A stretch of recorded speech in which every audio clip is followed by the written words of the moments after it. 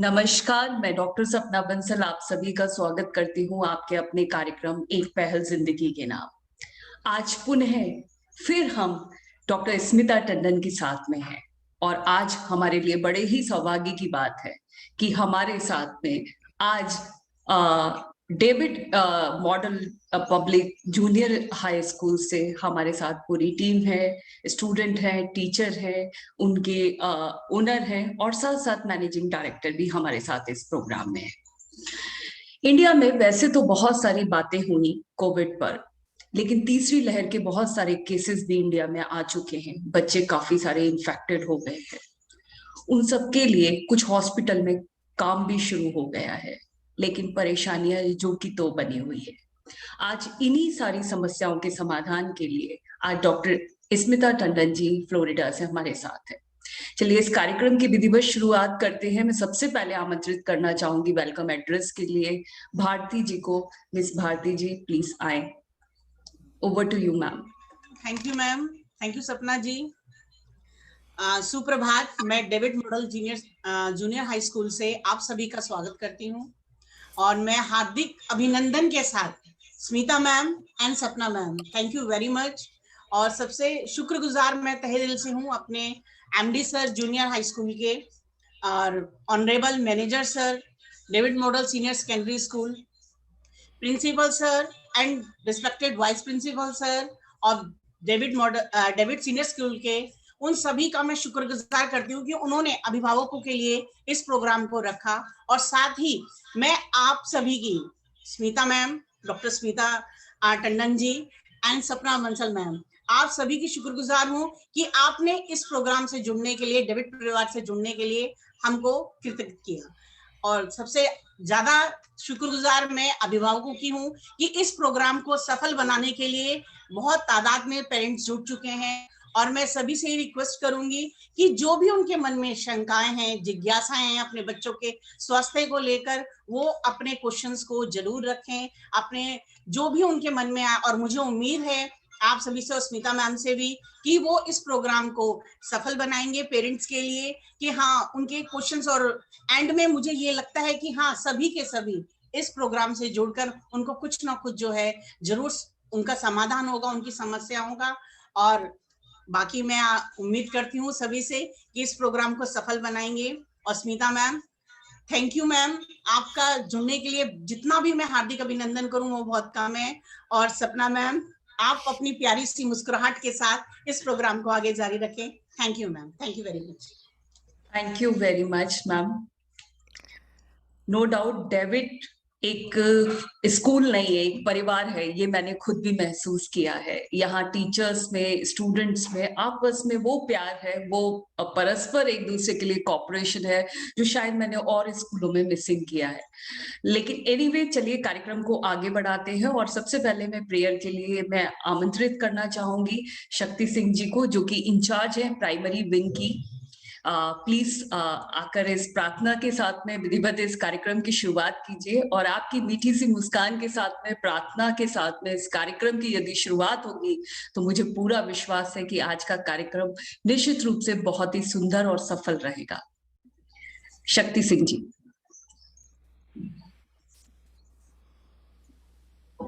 Thank you सपना ma'am. आज के हम कार्यक्रम की शुरुआत प्रेयर से करेंगे, because prayer it always strengthens us. It's a direct communication with God. So let us seek blessing from the Almighty. Let us close our eyes very softly. And for today's prayer, I am going to recite a mantra from Rig Veda. Sorry to interview Shakti ji, आवाज कम आ रही है। Okay. For today's prayer, I am going to recite, I think now I am audible. A mantra from Rig Veda that says, may we move in harmony, speak in one voice, let our mind be in agreement, just as the ancient gods shared their portion of sacrifice. May our intentions and aspiration be alike so that a common objective unifies us all. So close your eyes very softly. Sangachatvam samvadatvam Shambho मनांसि जानताम् देवभागं यथा पूर्वे देवभागं यथा पूर्वे सञ्जानना उपासते सञ्जानना उपासते ॐ शान्ति शान्तिः शान्तिः. Over to you, Sapna ma'am. Thank you शक्ति जी. वेदों में सब चीजों का सार है और प्रार्थना के साथ में हमने इस कार्यक्रम की दिवस शुरुआत की है. अब मैं इंट्रोडक्शन के लिए आमंत्रित करना चाहूंगी लक्ष्मी श्री रॉय मैम को. Yes please ma'am, incharge DLF branch. Over to you ma'am. Thank you, ma'am. Good morning, everyone. I, Lakshmi Sri Roy, in charge DLF School, warmly welcome you all to today's webinar, Health Wellbeing of Children with a Heart Full of Love. It's my proud privilege to welcome Dr. Smita Tandon, Speaker of the Day, and Dr. Sapna Bansal, Moderator and Facilitator of the Day, as our guests. I welcome our respected manager, sir, MD, sir, DLF Branch, Principal, sir, David Model Senior Secondary School, Vice Principal, sir, David Model Senior Secondary School, HM Ma'am, DLF Branch, respected in charges, dear teachers, and above all, respected parents. It's an honor for us to have with us renowned pediatrics, Dr. Smita Tandon, who has consumed herself to light the society. Dr. Tandon received her MD degree from Grant Medical College and did her internship and residency at USC Medical Center. She is board certified by the American Board of Pediatrics. Her stated philosophy of care is, the vision of their office is for optimal healthcare that will last a lifetime for every child and adolescent. They will realize this vision by providing the highest quality healthcare, preventive services, and education available. They provide care in a clean, professional environment. They recognize that childhood experiences are important. They not only act as role models for the patients in their practice, but they endeavor to provide all care in a warm, supportive, upbeat, and enjoyable manner. They do everything possible to maintain parental satisfaction with their policies, procedures, and attitudes. Above all, they realize and take pride in knowing and what they do that is most important. I also welcome notable professor of Sri Aurobindo College, Delhi University, and a social reformist, Dr. Sapna Bansalji. She has authored 12 books on different genres like management and political. She is also the member of many organizations of Government of India. She also holds the vice presidentship and presidentship of many political and social organizations. She has also presented many papers on different topics on different platforms. It's more than 50 days continuously. She has been organizing this program, Ek Pehal Zindagi Ke Naam. It's my proud privilege to welcome Dr. Sapna Bansalji and Dr. Smita Tandonji, the Speaker of the Day. Thank you, both of you, for accepting our invitation. Welcome once again. Thank you. Over to you, Dr. Sapna Bansalji. Now we are excited to listen Dr. Smita Tandon only, and the beautiful smile, and no doubt she's a wonderful doctor and very beautiful person by heart. So over to you, ma'am. Thank you, Sapna ji. It's wonderful to see you. And I have to say thank you very much to you and to Minu ji for putting us together and doing these series of talks. It is such a pleasure to see so many young faces today, and I kind of flipped through all the pages, the large number of children that are on. It is wonderful to see. Sabko bahut welcome. And I am open to questions. Agar koi khas baat kisi ne puchni hai, to please, through Sapna ma'am, please let me know, and we can get going with this program. Okay. Smita ma'am, जैसे अभी तक चीजें चल रही थी कि normally India में third wave आने वाली है, लेकिन अभी कुछ दिन पहले ही एक खबर आई है कि इंडिया में ऑलरेडी थर्ड वेव आ चुकी है, बच्चे काफी सारे इन्फेक्टेड हो चुके हैं, जिसमें कि उसे सिंगापुर वेरिएंट बोला जा रहा है, और ऑलरेडी जो वेरिएंट है उससे ज्यादा पावरफुल है। इनफैक्ट हॉस्पिटल्स ने अपनी तैयारियां शुरू कर दी हैं, क्योंकि अभी तक इंडिया में कोई भी ऐसी एक्सेप्टेबिलिटी नहीं दी कि इस तरीके से आईसीयू बनाया जाए बच्चों के लिए या ऑक्सीजन अरेंज किया जाए, क्योंकि अभी तक के केसेस में कोई भी ऐसे सिम्टम्स नहीं थे कि बच्चों को ऑक्सीजन की जरूरत पड़ेगी। तो मैं चाहती हूँ कि प्लीज आप उस पर थोड़ा सा हाईलाइट करें, फिर हम क्वेश्चन आंसर शुरू करें। ओके, सो ये मतलब जो वेव्स की जैसे बात हो रही है, तो ये मतलब प्रॉब्लम ही ऐसी है कि जैसे इन्फेक्शन बढ़ता है, उसके बाद आप लॉकडाउन में चले जाते हैं या सोशल इंटरेक्शन लिमिटेशन हो जाती है, तो उससे फिर नंबर ऑफ केसेस डाउन हो जाते हैं। दूसरी ये बात है कि ट्रैवल जो है दुनिया भर में इधर से उधर अभी भी कुछ हद तक जारी है, तो इसकी वजह से नए नए वेरिएंट हर जगह घूम रहे हैं। तो सबसे महत्व की बात यह है कि अभी तक जितने वैक्सीन्स निकले हैं सब के सब इफेक्टिव हैं, even with the new variant. तो वैक्सीन का ये मकसद है कि it is not going to prevent infection completely, but it is what we call mitigating the infection. मतलब अगर आप एक्सपोज होते हैं और आपको इन्फेक्शन होता है, तो वैक्सीन से आपको काफ़ी हद तक बचाव होगा कि कम से कम सिवियर डिजीज़ ना हो। ठीक है। और दूसरा ये है कि बच्चों में जो इलनेस देखी जा रही है वो थोड़ी अलग है अडल्ट से। तो ज़्यादातर जो सिम्टम्स हम देख रहे हैं इसमें फीवर, वॉमिटिंग, डायरिया की कॉम्बिनेशन काफ़ी हद तक है। रेस्पिरेटरी इतनी नहीं है, और जो हम कहते हैं कि क्लॉटिंग की प्रॉब्लम जो है वो बच्चों में ज़्यादा देखी जा रही है। और सो इसमें क्या है, एक पहले डिजीज़ थी जिसका नाम था कावासाकी सिंड्रोम। तो वो इस तरह से शुरू हुआ कि बच्चे जो नॉर्मल बीमारियों के बाद उनका कुछ रिएक्शन होता था, जिसकी वजह से बॉडी में एंटीबॉडीज पैदा होती थी जो अपने आप को डैमेज कर रही हैं। ठीक है, सेल्फ मतलब ऑटो एंटीबॉडी जिसको कहते हैं, अपने आप के खिलाफ ही आप एंटीबॉडी प्रोड्यूस कर रहे हैं, जिसकी वजह से डैमेज हो रहा है। तो कुछ हद तक ये देख रहे हैं कि ये कोविड एक्सपोजर के बाद जो एंटीबॉडी बन रही है, मे बी बिकॉज कंफ्यूजन है बॉडी को, तो वो क्लॉटिंग की तरफ ज़्यादा जा रहे हैं। तो बच्चों में इतना मतलब ऑक्सीजन की ज़रूरत इतनी नहीं है जितनी और चीज़ों की ज़रूरत है, जैसे आईवीआईजी है, डेकाड्रॉन है, और दवाइयाँ हैं। तो थोड़ा सा अलग फोकस है कोविड का बच्चों के लिए। और सबसे महत्वपूर्ण ये बात है कि बच्चों के लिए अभी तक वैक्सीन क्लियर नहीं हुई है। यूएसए में फाइजर ने 12 साल के ऊपर के बच्चों को क्लियर कर दिया है, उनसे यंगर के अभी तक टेस्ट जारी हैं।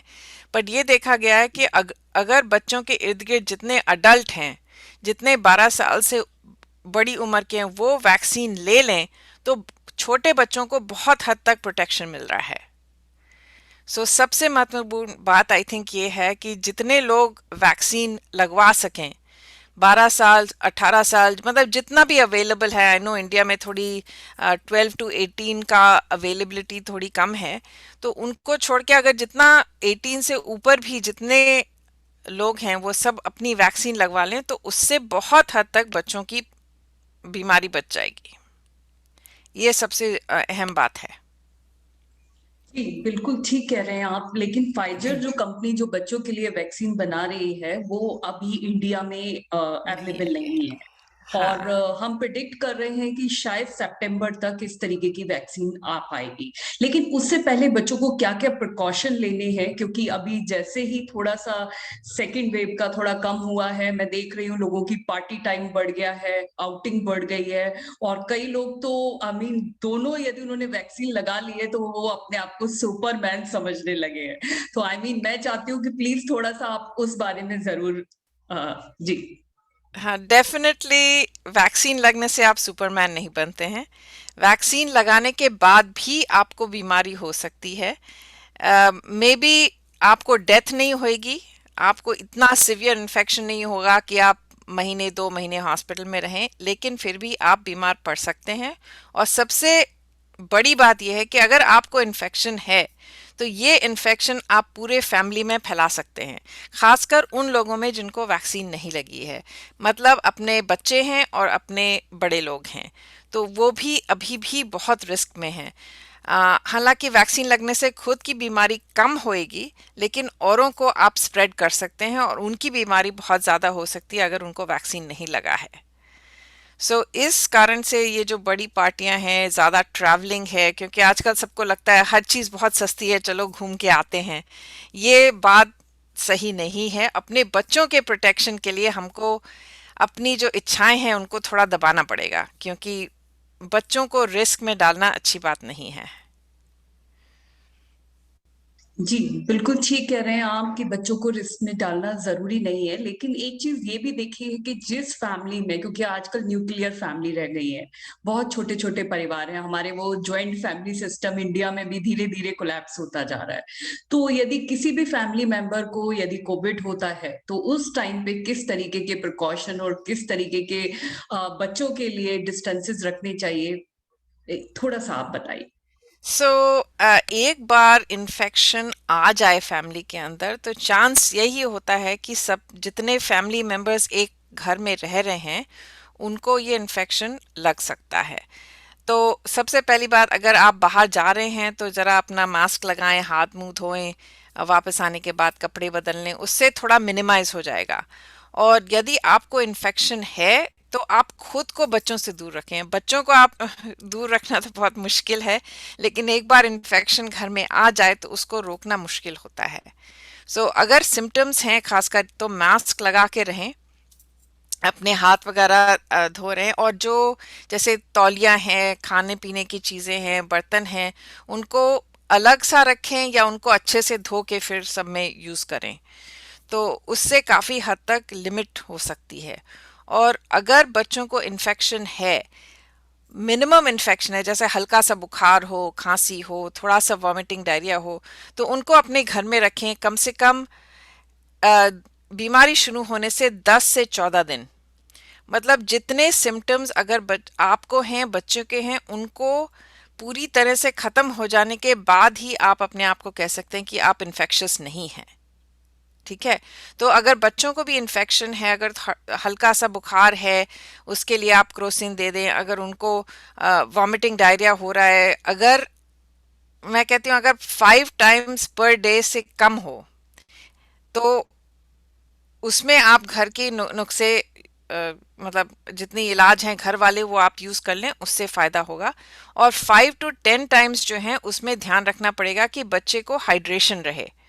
ठीक है? 10 दिन में 10 बार से ज़्यादा अगर वॉमिटिंग या डायरिया या दोनों का कॉम्बिनेशन हो, तो उस टाइम में आप डॉक्टर को कंसल्ट करें। हॉस्पिटल हो सकता है जाना पड़े, क्योंकि उसमें फ्लूइड्स देना बहुत ज़रूरी है और ब्लड टेस्ट वगैरह कराना ज़रूरी है। Yes, you are absolutely right doctor. लेकिन मैं ऐसा देख रही हूँ कि बहुत सारे केसेस में जैसे कि बच्चे इन्फेक्टेड नहीं हुए हैं, लेकिन बाद में उनको सिम्टम्स डायग्नोज हो रहे हैं। और राइट। इनफैक्ट हम लोग, क्योंकि आज भी इंडिया में एक ये भ्रम है कि कोविड को वो नॉर्मल फ्लू की तरह ले रहे हैं, और जब केस बहुत ज्यादा बिगड़ जाता है तब हमें डॉक्टर की याद आती है। तो इनिशियल स्टेज पे बच्चों के लिए क्या ऐसे प्रिकॉशन लिए जाएं जिससे कि इस तरीके की कोई प्रॉब्लम ना आए? तो जैसे मैंने कहा ना, द सिम्टम्स जो हैं उनको थोड़ा ध्यान में रखते हुए कि उनका लेवल आप बना लें, माइल्ड, मॉडरेट, सिवियर। ठीक है? हल्का सा बुखार है, एक आध बार वॉमिटिंग, डायरिया हो गया, तो आप उनको घर में रखें। उनको मतलब हल्का खाना दें, खिचड़ी दें। जैसे नींबू पानी बना लीजिए। नींबू पानी के 120 मिलीलीटर में 1 चुटकी नमक और एक चुटकी खाने का सोडा, उससे जो सोल्यूशन बना के धीरे धीरे वो पीते रहें, उससे बहुत फ़ायदा होगा। वॉमिटिंग अगर ज़्यादा है तो ये जो नींबू पानी बनाया है उसको फ्रीज़ कर दें और उसको बस चूसते रहें बच्चे, तो उससे हाइड्रेशन बना रहेगा। ठीक है? अच्छा, एक ये जो चीज़ ऑटो इम्यून जो देखी जा रही है कि आपको इन्फेक्शन हुआ है, उसके कई महीने बाद तक आपको रिएक्शन हो सकता है। जो ऑटो इम्यून एंटीबॉडीज बन रही हैं उसकी वजह से ये हार्ट और ब्लड वेसल्स, इन सब पे असर कर रहे हैं। तो ये सब नई नई चीजें, अभी तक हमको पूरी तरह से इनके बारे में इंफॉर्मेशन नहीं है। जैसे जैसे होता जा रहा है हम उसका इंफॉर्मेशन गैदर करते जा रहे हैं। तो अगर ज्यादा बीमारी बढ़े तो उस टाइम ब्लड टेस्ट वगैरह कराना बहुत जरूरी है, इसके पहले कि बच्चा उस हद तक पहुंच जाए कि उसको वापस खींचना मुश्किल हो जाए। ठीक यस। है। तो वो मॉडरेट और सिवियर वाला जो है कि मतलब 3-4 बार उल्टी हो गई, थोड़ा सा दस्त हो गया, थोड़ा सा बुखार हो गया, 104 फ़ारेनहाइट से कम का बुखार हो या 38 डिग्री सेंटीग्रेड से कम का बुखार हो, तो दैट इज ओके। उससे ज्यादा बढ़ता है तो जरूर डॉक्टर से कंसल्ट करना चाहिए। ओके, हमारे काफी सारे क्वेश्चन आ गए हैं। ओके, रियांश की मदर कुछ पूछना चाहती है जी। रियांश जी। अनम्यूट करिए। Yes ma'am, good morning ma'am. Good morning doctor. Good morning. Ma'am जैसे रियांश का तो है कि ये निमोनिया का पेशेंट है, तो इसकी याद है कि जब 9 मंथ का था तो निमोनिया हो गया था इसको। तो मतलब हर ईयर जो है इसको निमोनिया हो ही जाता है। अभी कुछ टाइम से है कि हम हिमाचल में थोड़ा गांव में आ गए हैं, थोड़ा यहाँ पे केसेस कम है, तो थोड़े ऐसे दिल्ली से वापस आ गए हैं। थोड़ा इसको बचा के रखा हुआ है, पर फिर भी पूछना चाहते हैं कि बच्चे के लिए कैसे मतलब कैसे प्रिकॉशन आप लें। रेयांश कितने साल का हो गया है? मैम 5 ईयर का है। ओके। और निमोनिया इसको होता है ज्यादातर सर्दियों में या गर्मियों में? मैम सर्दियों में होता है। इसको कोई एस्मा जैसी बीमारी है? No no ma'am, no ma'am. No. अच्छा, मैम बाकी साल सही रहता है बस? कोल्ड और कफ होता है तो कफ का पहले पता नहीं लगता, एकदम से चेस्ट कंजेशन हो जाता है इसको, बाद में कफ जैसे खांसी आएगी ही नहीं पहले, जैसे एकदम से छाती जाम हो जाएगी इसकी, फिर जब डॉक्टर दवाई देंगे फिर इसकी खांसी निकलेगी, फिर बलगम निकलेगा, वैसे बिल्कुल पूरी तरह से बंद हो जाएगा पूरा, पता ही नहीं लगेगा इसको कब निमोनिया बन गया। ओके, इसका मतलब इसको जरा सी भी मतलब बुखार आए या लगे कि तबीयत ठीक नहीं है तो एक इसका चेस्ट एक्सरे कराना जरूरी होगा। दूसरा, इसको पल्मोनरी स्पेशलिस्ट को दिखाएं ताकि वो लंग की टेस्टिंग कर सकें कि इसमें और कौन सी प्रॉब्लम है, क्योंकि जिन बच्चों को लंग की प्रॉब्लम ऑलरेडी है वो ज्यादा रिस्क में है। ठीक है।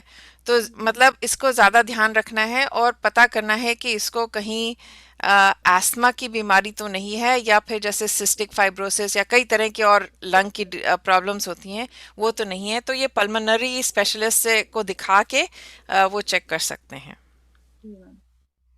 Thank you so much. Thank you. Welcome. Yes. Okay, next we have Shanvi. मेरा सभी बच्चों से रिक्वेस्ट है अपने पेरेंट्स के साथ में आप क्वेश्चन पूछिए सो दैट वो अच्छे से क्वेश्चन पूछ सकते हैं।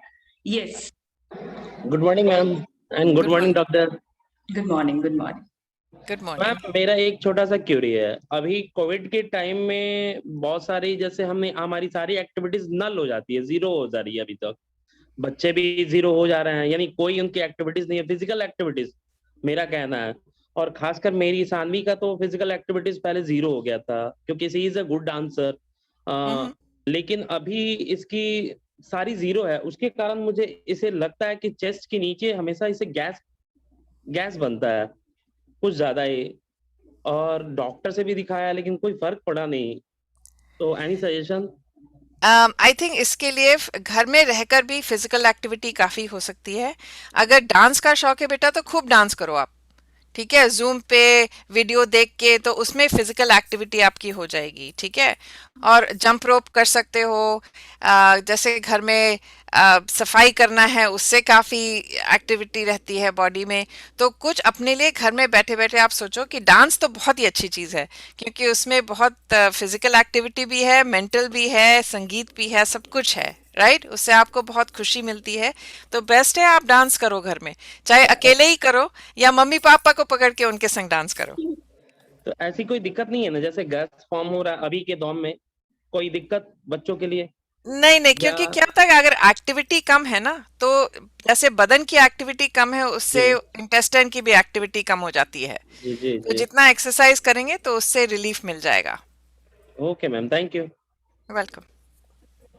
नो नीड टू वरी, आप टेंशन मत लीजिए, इसमें टेंशन वाली कोई बात नहीं है। होता है जब हम बहुत ज्यादा एक्टिव होते हैं और थोड़ा टाइम हमें रहना घर पे पढ़ता है तो थोड़ा होता है, लेकिन बहुत अच्छी अच्छी चीजें हैं, एक्टिविटीज हैं जिनके साथ में हम अपने आप को बिजी कर सकते हैं। यस, मैं नेक्स्ट क्वेश्चन ले लेती हूँ सीमा पांडे जी से। जी सीमा जी, पूछिए अपना क्वेश्चन।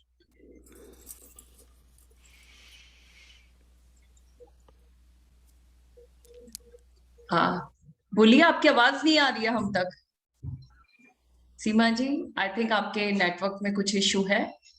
ओके, मैं ईशान की मम्मा से पूछ लेती हूँ क्वेश्चन। यस ईशान, अनम्यूट करो। यस, हो गया, अनम्यूट हो गया। Yes morning ma'am.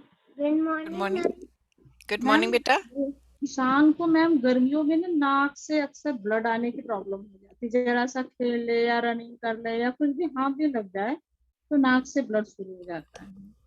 और मैंने ईएनटी स्पेशलिस्ट को भी दिखाया, फिर भी मेडिसिन दिया, लेकिन ये प्रॉब्लम गई नहीं मैम। मैं परेशान हो जाती हूँ और ये खास कर गर्मियों में ही होता है मैम। ये हम अक्सर देखते हैं बच्चों में, गर्मियों में जो नाक से खून बहता है ये गर्मी की वजह से होता है। तो दो तीन चीज़ आप ज़रूर कर सकते हैं। एक, पानी खूब पिए, ठीक है, दिन भर खूब पानी पिए आप। क्या बोलते हैं, पन्ना, आम का पन्ना बना के पिए। ऐसी चीज़ें पिए जिसमें थोड़ा सा नमक पड़ा रहे, या जैसे काला नमक डाल के नींबू पानी बना लें, या कोई भी शरबत बना लें जिसमें नींबू मतलब थोड़ा सा नमक डालें। दूसरा ये कि एक चम्मच में थोड़ा सा पानी लेके उसमें एक चुटकी नमक डाल लीजिए, उसको घोल के एक दो बूंद नाक के अंदर डाल सकते हैं ताकि उसमें मॉइस्चर बना रहे, ठीक है।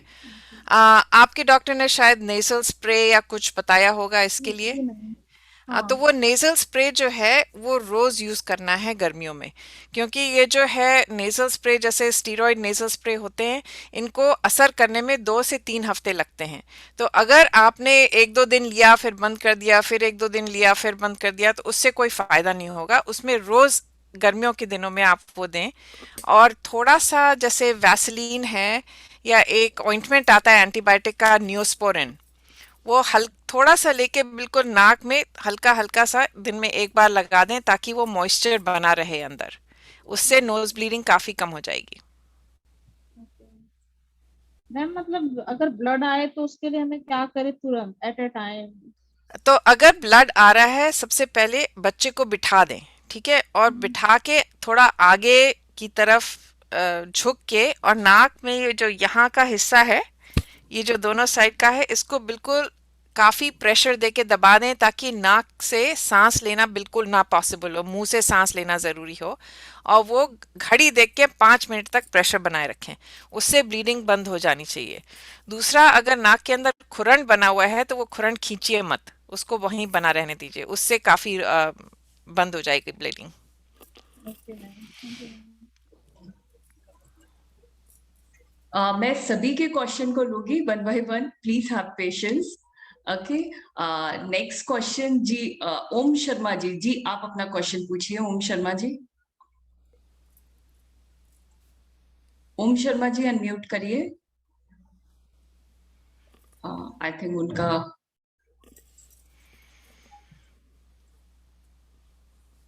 ओके, नेक्स्ट क्वेश्चन हम ले लेते हैं। आई थिंक सृष्टि, ओम शर्मा जी कुछ बोल रहे हैं पर वो अनम्यूट नहीं है। हाँ अनम्यूट नहीं हो पा रहे हैं जी। हाँ, आई थिंक वो आप कर दें सपना जी, तो दैट विल बी मैंने बेटर। ऑलरेडी किया हुआ है बट ही इज नॉट अच्छा, accepting actually. Okay okay. Okay, might be there is some issue. Okay ठीक है, कुछ रहता ही है कभी कभी नेटवर्क और ये। ठीक है, सृष्टि गुप्ता प्लीज अनम्यूट करिए जी।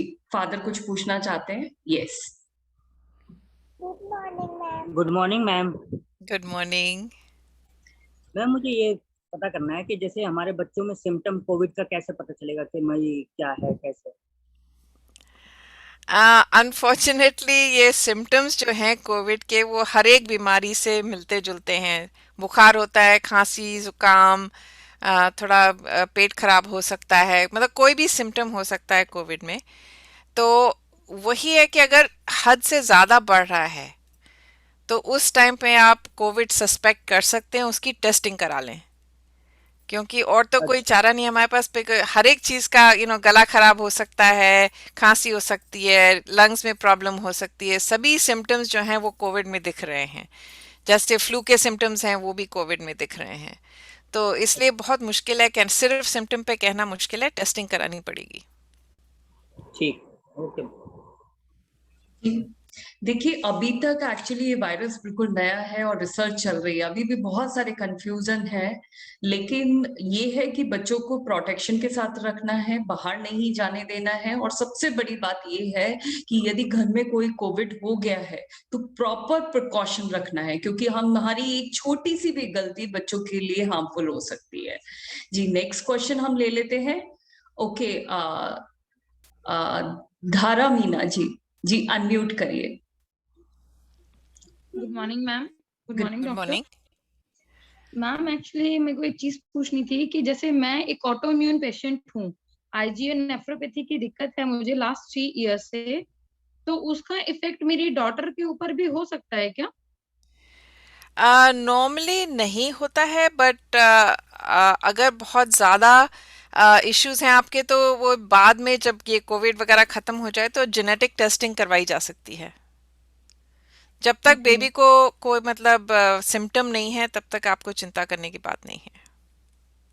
एंड मैम जैसे अभी मेरे जो ब्रदर हैं वो डॉक्टर हैं, उनको कोविड हुआ था और ये उसके कांटेक्ट में बहुत ज्यादा रही थी, ठीक है। मतलब उनको जब तक डायग्नोज नहीं किया गया था उससे 2 दिन पहले तक भी ये उनके साथ खा रही थी, पी रही थी, सब कुछ कर ओके। रही थी।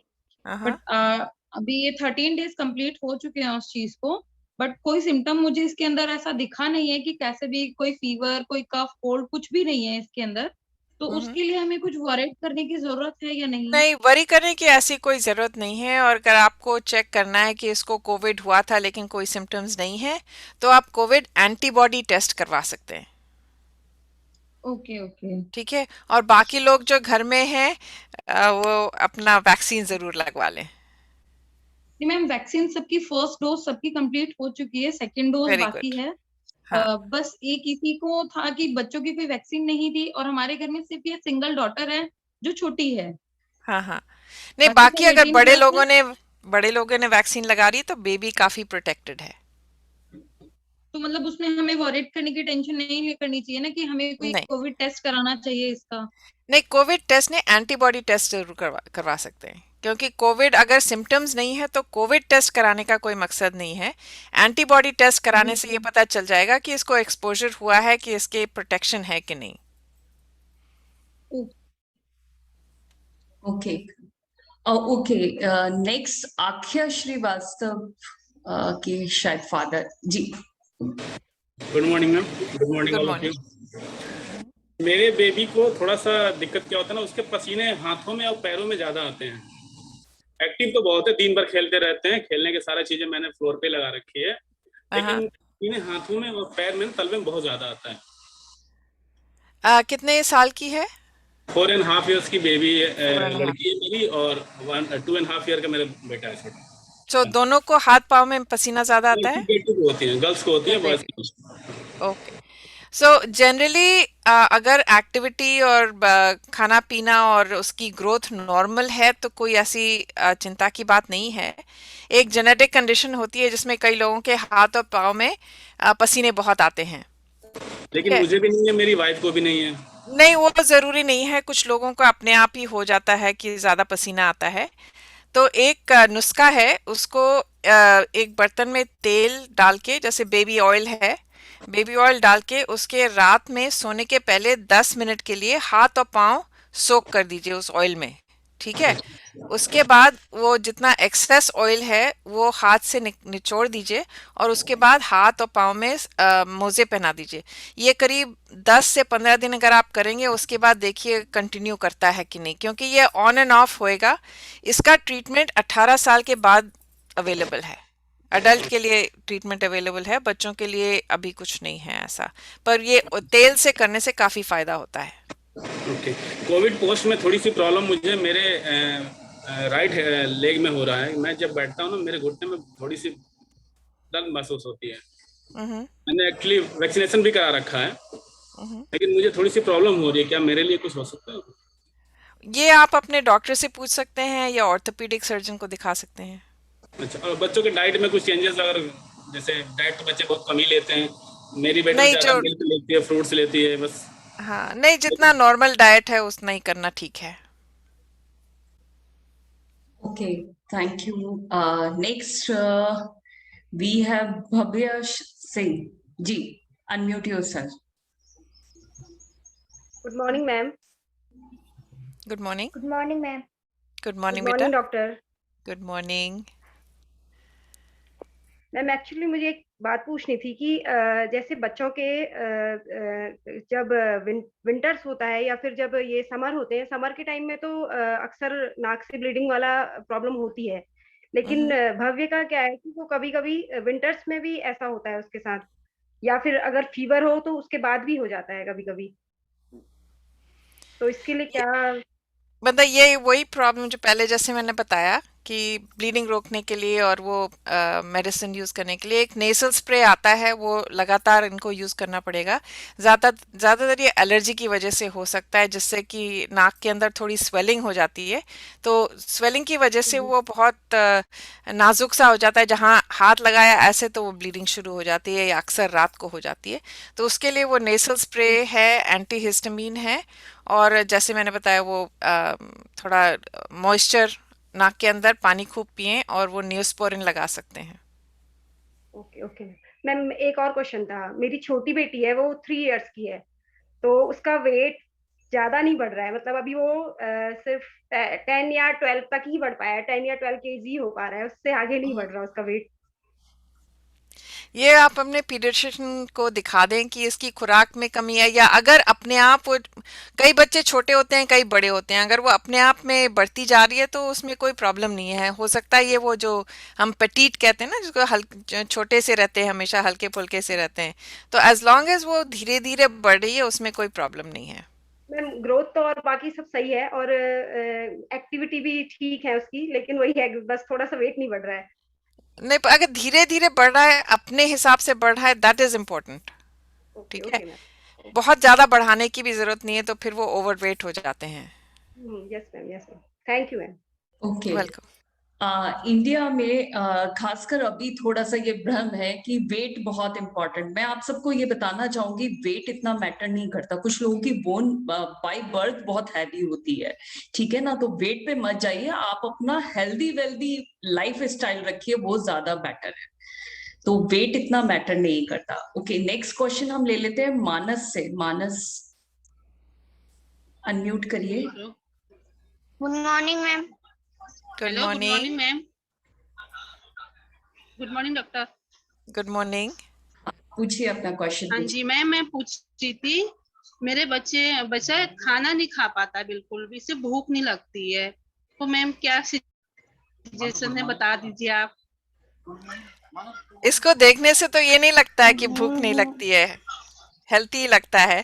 पर जैसे सपना जी ने कहा कि इनकी उम्र क्या है? Ma'am 8 year. 8 years.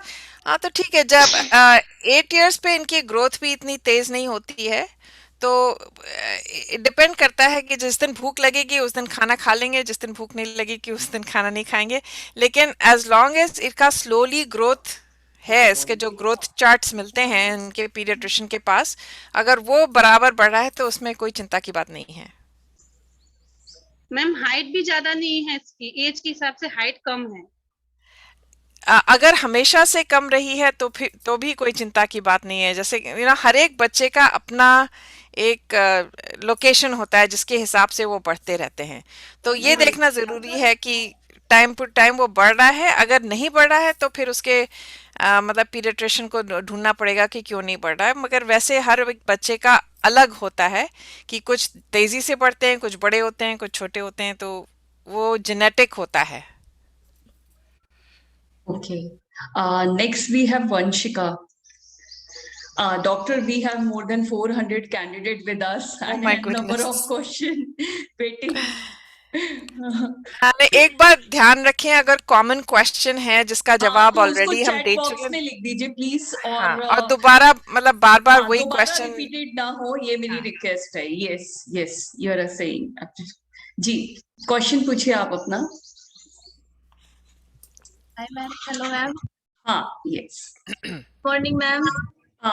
Please, my morning. request, हमेशा good morning please skip कर दें because actually we have a limited time और बहुत सारे questions हैं. Yes, please. Okay ma'am. Ma'am मेरी ना लड़की 11 ईयर की होगी, पर इसके ना घुटनों में दर्द रहता है बहुत ज्यादा मैम. कोई स्वेलिंग या मतलब कोई लाल रंग तो नहीं होता है, स्वेलिंग तो नहीं होती है? No ma'am. और दौड़ने भागने में कोई दिक्कत? हाँ जी, भागती कम है, वैसे तो कोई प्रॉब्लम नहीं है. और जैसे बैठ जाती है, बैठ के उठने में थोड़ी देर बाद तब दिक्कत रहती है. अच्छा, तो इसकी आप टेस्टिंग मतलब पीडियाट्रिशियन से आपने बात करी अपने? हाँ मैम, दिखाया था. वो बोलते हैं कि हाइट और हेल्थ इसकी अच्छी है, कोई प्रॉब्लम नहीं, हो जाएगी ठीक मैम. थोड़ा अगर एक चीज सजेस्ट कर सकती हूँ इसके लिए, जो रूमेटिक आर्थराइटिस है या आर्थराइटिस की टेस्टिंग करवा लें. ओके. ठीक है, और ऑर्थोपेडिक से भी दिखवा सकते हैं अगर कोई मतलब गिरे है या कोई और प्रॉब्लम है, बट आर्थराइटिस की चेकअप करवा सकते हैं. Okay ma'am. Thank you ma'am. Okay, welcome. Raunak ji, पूछिए अपना क्वेश्चन. मेरी रिक्वेस्ट है प्लीज गुड मॉर्निंग स्किप करते हैं. हम लोगों ने आपकी पूरी बहुत प्यारी प्यारी सी विशेस ले ली है क्योंकि बहुत सारे क्वेश्चन है और मैं चाहती हूँ कि सभी के क्वेश्चंस को मैं लूं. जी प्लीज पूछिए अपना question. Raunak, unmute yourself. Yes. Yes, doctor. Actually, रौनक को since like beginning, इसके आंखों के नीचे जो है ना, ये आप देखिए काले धब्बे दिखते हैं. वैसे बाकी कोई इश्यूज नहीं, लेकिन ये कभी नहीं गया. इसको सांस लेने में दिक्कत होती है? सांस लेने में तो वैसे कोई दिक्कत नहीं है. छींकें ज्यादा आती हैं या जैसे कहते हैं नाक बहती है, ऐसा कोई प्रॉब्लम? नहीं, ऐसा कुछ नहीं है. तो वो सिर्फ कलर हो सकता है. अक्सर ये जो नीचे सर्कल देखा जाता है वो एलर्जी की वजह से होता है. तो अगर एलर्जीज है या डस्ट की वजह से थोड़ा दिक्कत है तो वो उसको अवॉइड कर सकते हैं. नहीं तो थोड़ा एंटीहिस्टामिन दे के देखें, उससे अगर फर्क पड़ता है. Okay, thank you. ओके, जिसके कॉमन क्वेश्चन हो वो चैट बॉक्स में भी लिख सकते हैं, हम उन क्वेश्चंस को ले लेंगे. जी, और मैं देख रही हूँ बहुत सारे हैंड इसमें रेज हैं. जी, नित्या पाल. ओके, अपना क्वेश्चन पूछिए नित्या.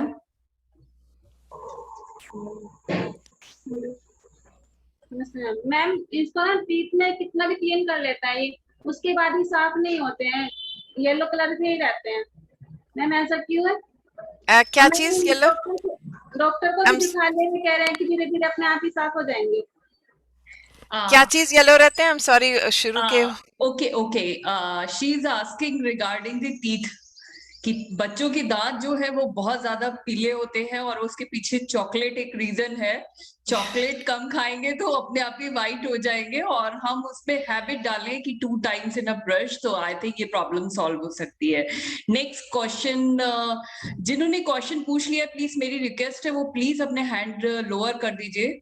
जी, मैं नेक्स्ट एल्विन की मदर को, यस प्लीज पूछिए आप अपना question. Hello, good morning ma'am. जी पूछिए, क्वेश्चन पूछिए. मैम, मेरे बेटे को इंटर साल से ना नवंबर में देन फरवरी में 2 टाइम्स इसको ना बम्प हो जाता है. ये कान के नीचे ना पहले एक कान के नीचे आती है, फिर दूसरे कान के नीचे इस साइड में स्वेलिंग हो जाता है. आपकी वॉइस बहुत कम आ रही है. हेलो, आप एक्चुअली ये क्वेश्चन अगर वो चैट बॉक्स में टाइप कर दें क्योंकि आवाज नहीं आ रही है. आपकी आवाज नहीं आ रही है. हाँ, आपके शायद नेटवर्क की साइड में. जी, ओम शर्मा जी, आप बहुत देर से क्वेश्चन पूछना चाह रहे हैं लेकिन आपका अनम्यूट नहीं हो पा रहा है. एक बार आप ट्राई कर लीजिए अभी. हेलो जी, अभी अनम्यूट हो गया है मैम. हाँ जी बिल्कुल. मेरी आवाज आ रही है अभी आपको? हाँ जी, यस, गो अहेड. जी मैम, मेरा क्वेश्चन मेरे बड़े बेटे के लिए है. वो 12 साल का है और उसके कान में ब्लड आता है. मैंने उनको हॉस्पिटल में चेक कराया था तो उन्होंने बताया था कि उसके कान में छेक है जिसको आपको ऑपरेट कराना पड़ेगा, बट लॉकडाउन की वजह से हम वो सब करा नहीं पा रहे हैं अभी. तो अभी कोविड की वजह से वो कितना, क्योंकि उसके बाद जब वो उसको पेन होता है तो कभी कभी, अभी काफी टाइम से उसको नहीं हुआ है, लगभग 1-1.5 साल से उसको कोई प्रॉब्लम नहीं हो रहा है कान में, बट अभी क्योंकि कोविड चल रहा है, अभी हमें समझ में नहीं आ रहा है कि हम उसको ऑपरेट कराएं कि नहीं कराएं अभी, और कितना टाइम हम उसको होल्ड कर सकते हैं। पर्दे में छेद कुछ इस पर्दे में तरह का छेद बताया है। हुआ है उन्होंने। हाँ, पर्दे में छेद है तो उसको बंद करवा जी मतलब जितनी जल्दी बंद करा सके उतना बेटर है, क्योंकि छेद खुला रहने से इन्फेक्शन एक, और दूसरा सुनाई देने की दिक्कत हो सकती है, उसको हियरिंग लॉस हो सकता है उसकी वजह से। तो जितनी जल्दी करवा सकें उतना बेहतर है। ओके। अभी थोड़ा सिचुएशन बेटर है मेरे ख्याल से, this is the right time. Okay, और बाकी आप अपने जो भी आपके डॉक्यूमेंट है वो हमें भेज सकते हैं, हम सेकेंड ओपिनियन के लिए भी आपको गाइड कर देंगे। Okay, thank you ji. Next question, actually question तो बहुत सारे। ओके, अनुभव झा की मदर जी, पूछिए आप अनुभव। हेलो। हाँ जी, क्वेश्चन पूछिए जी। जी मैम, वैभव राज ना बहुत ही कमजोर है।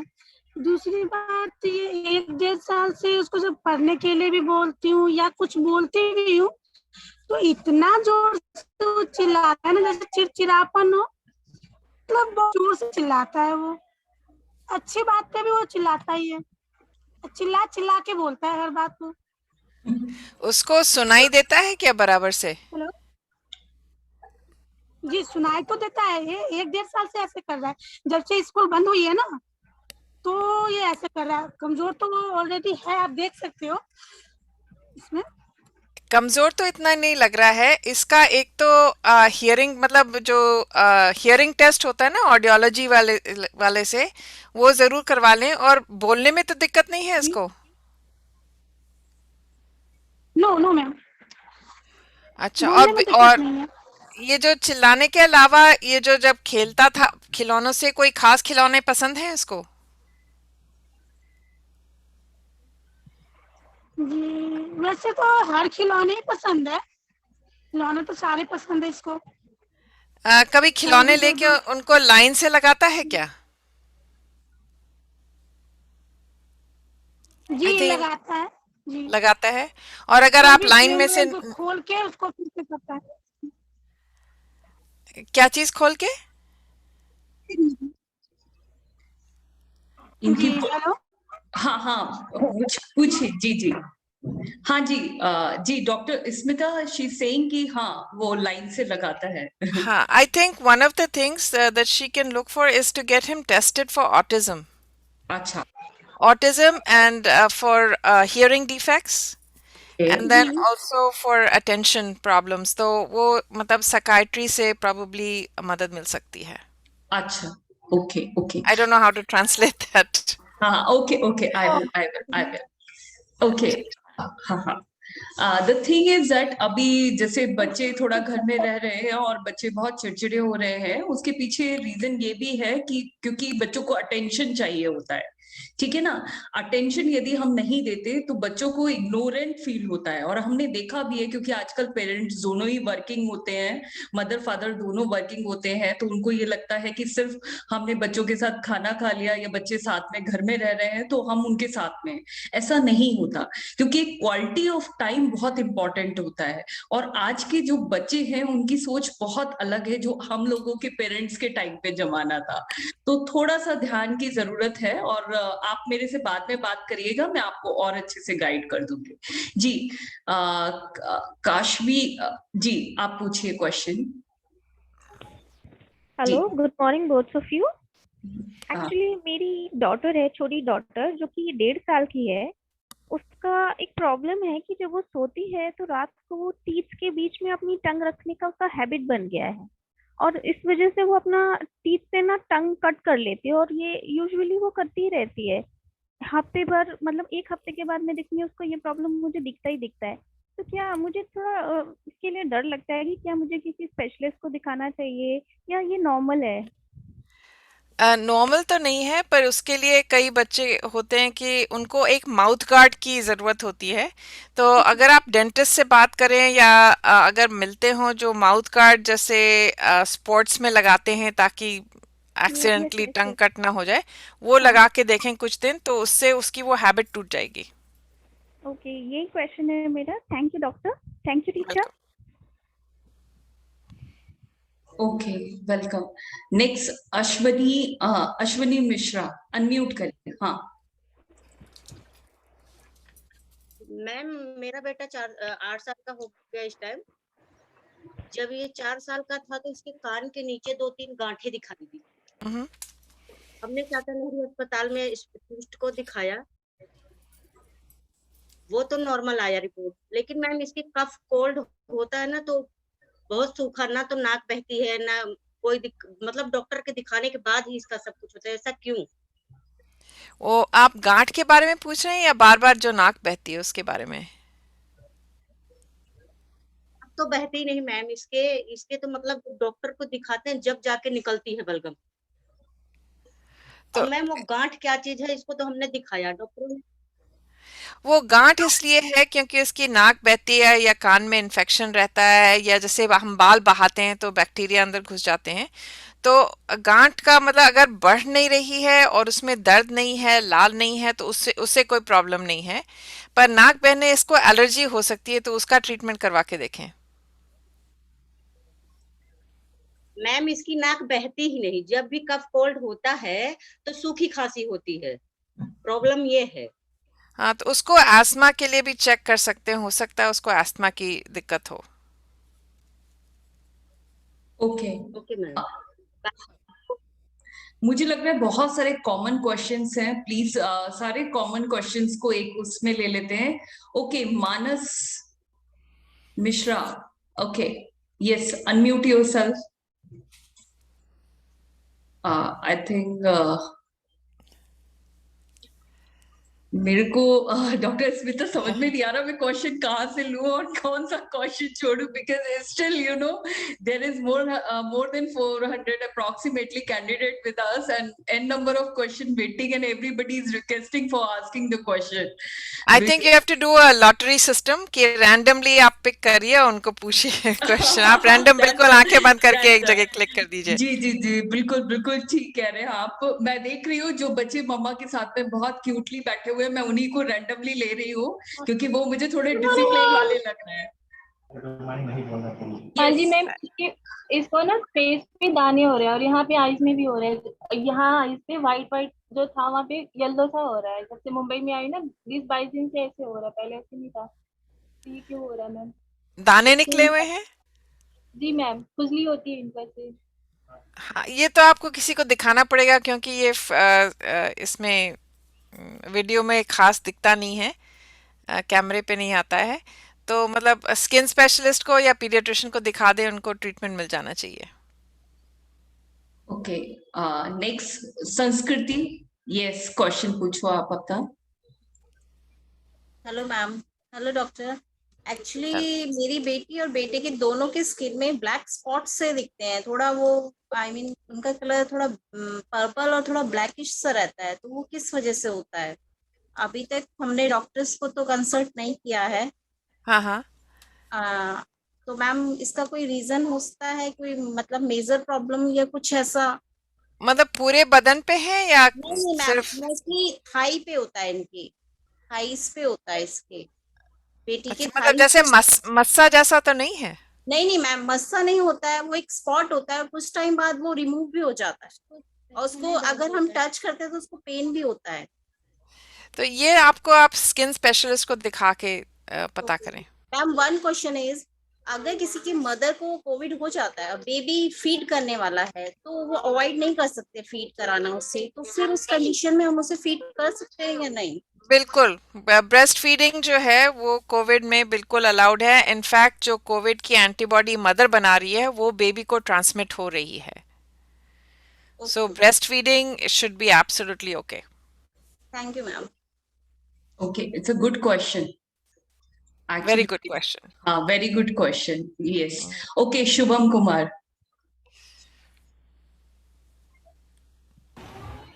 Good morning ma'am. मैम मेरा बेटा 9 साल का है जी, और वो बहुत रोते हैं, हर बात पे उनको रोना आता है और कंटिन्यूअसली किसी एक चीज के पीछे वो कम से कम कंटिन्यूअसली 10 टाइम उस चीज को बोलेंगे कि ये चीज चाहिए तो मुझे करना ही है, कितना भी समझा लो। तो नोएडा में एक कंसल्टेंट है, उनसे मैंने बात भी की थी, तो उन्होंने बोला था कि एक बार आप मुझे मतलब मैं चाहती थी ये जाके मैं उनसे मिलूं, बट मैम लॉकडाउन वगैरह हो गया तो मैं जा नहीं पाई। तो मुझे इस चीज़ से बहुत परेशानी होती है कि मैं अगर कोई चीज़ बोल देती हूँ ना, तो एक ही चीज़ को 10 टाइम्स रिपीट करते हैं, मम्मी करोगी ना, करोगे ना, करोगे ना, और बहुत जल्दी रोते हैं, बहुत जल्दी। ये हमेशा से है कि कोई नई चीज है? मैम ये 3-4 ईयर्स से ऐसा हो रहा है। ओके, उसके पहले ये नॉर्मल था बिल्कुल? Yes ma'am. और ये हर बात को लेके करता है या कोई खास खास चीज लेके रिपीट करता है? कुछ भी मैम, अगर मान लो डेली रूटीन की कोई बात बतानी है, अगर मैं बोल रही हूँ कि बेटा मैं अभी बिजी हूँ, थोड़ी देर बाद बताना, नहीं, उसको बोलना ही है, कंटिन्यूअसली बोलना ही है, 10 टाइम्स 20 टाइम्स बोलता ही है उसको। और भी चीजें को रिपीट करता है, जैसे एक्टिविटी है या कोई खेल है या कोई टॉय लेके खेलता है, उसको बार बार उसी से खेलता है? मैम टॉय का तो नहीं, बट ये रनिंग बहुत करते हैं, जैसे घर में फ्लैट है तो उसमें ही मैम जितना स्पेस उसमें बहुत रन करते हैं, बहुत रनिंग उनका बहुत चलता ही रहता है, पैर रुकता ही नहीं है, रनिंग करते हैं बहुत ज्यादा। और स्कूल में क्या हाल है इनका? स्कूल में मैम तो ठीक रहते हैं, बट घर में इनका बहुत एक्टिव कह सकते हो आप, मतलब शांत नहीं बैठ सकते, 24 घंटा गली में घूमना, मतलब गैलरी में इधर से इधर से वॉक करते हैं। तो ये भी एक आई थिंक साइकाइट्रिस्ट के लिए प्रॉब्लम है, या फिर न्यूरोलॉजिस्ट को आप दिखा के पूछ सकते हैं, क्योंकि ये सब मतलब it's a very complicated issue, इसमें काफ़ी हिस्ट्री वगैरह और क्वेश्चंस वगैरह पूछने की ज़रूरत होती है। तो आई थिंक न्यूरोलॉजिस्ट या paediatrician would be a good option. और एक सवाल और था मैम, अगर किसी भी फैमिली मेंबर को कोरोना पॉजिटिव हो जाता है और we don't have any separate washroom, तो हमें क्या करना चाहिए? नहीं, वो तो इट्स ओके, जो मतलब हाथ हाथ मुंह धो के, मतलब हर एक चीज का अपना हाइजीन बना के रखें, और जिनको कोविड है वो अपना मास्क पहन रहे तो लिमिट हो जाएगी। ओके। देखिए, प्रिकॉशन तो लेने ही हैं। ओके, ईशानवी।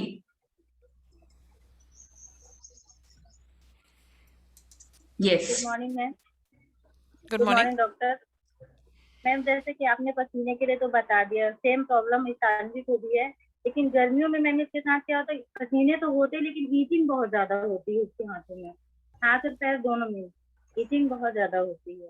कई बार डॉक्टर को दिखाया, ट्यूब दे देंगे, ट्यूब लगाते ठीक हो जाएगा, फिर उसके बाद वही होता है। हाँ, वो वही पसीने वाली प्रॉब्लम है, तो उसको जैसे वो तेल वाला नुस्खा बताया था, वो आप हर 10-15 दिन के बाद दोबारा से कर सकते हैं। ईचिंग के लिए मैम? इचिंग के लिए एक तो लोशन या वैसलीन लगा सकते हैं या बेनेड्रिल दे सकते हैं।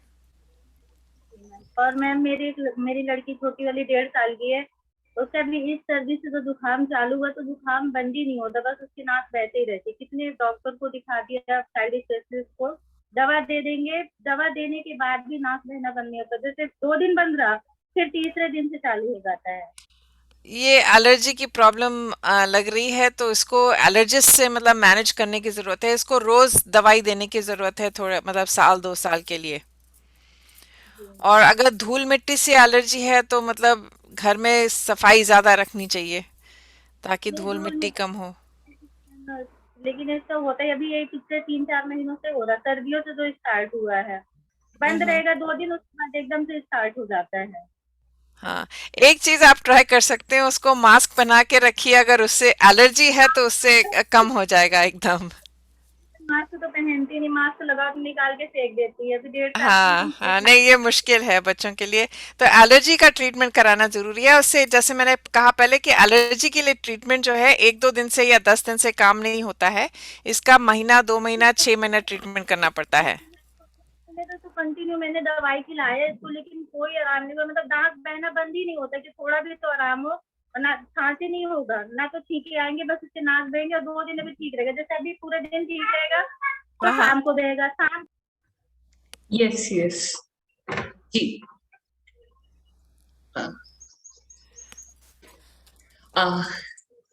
थोड़ा शॉर्ट में हम बताएंगे तो आई थिंक ज्यादा क्वेश्चन ले पाएंगे, क्योंकि देखिए मैं आपको एक चीज बताऊं कि अभी हम थोड़ी हेल्प कर सकते हैं, बट आपको परमानेंट सॉल्यूशन चाहिए तो उसके लिए आपको अपने डॉक्टर से भी कंसल्ट करना पड़ेगा।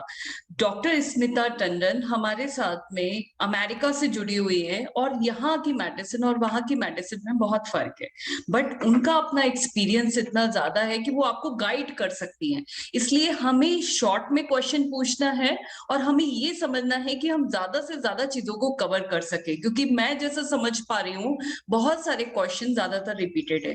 देखिए पहली बात तो कोई भी बच्चा कमजोर नहीं होता, यदि वेट कम है इसका मतलब ये नहीं बच्चा कमजोर है। नॉर्मली मदर को हमारी हमारी मम्मा को भी हमेशा लगता था कि हमारा बच्चा कमजोर है, बट यदि आप एक्टिव हैं वो ठीक है। हर किसी की बॉडी अलग होती है, हर किसी का बिहेवियर अलग होता है, हर किसी के समझने का तरीका अलग होता है। कोई बच्चा 1 साल में चलना सीखता है, कोई बच्चे 2 साल में चलना सीखते हैं, और कुछ बच्चों को मैंने 3 साल में भी चलते हुए देखा है। तो इस तरीके के हर बच्चा अपने आप में अलग है, हर की कैपेबिलिटी अलग होती है। तो आप किसी से प्लीज कंपैरिजन मत करिए।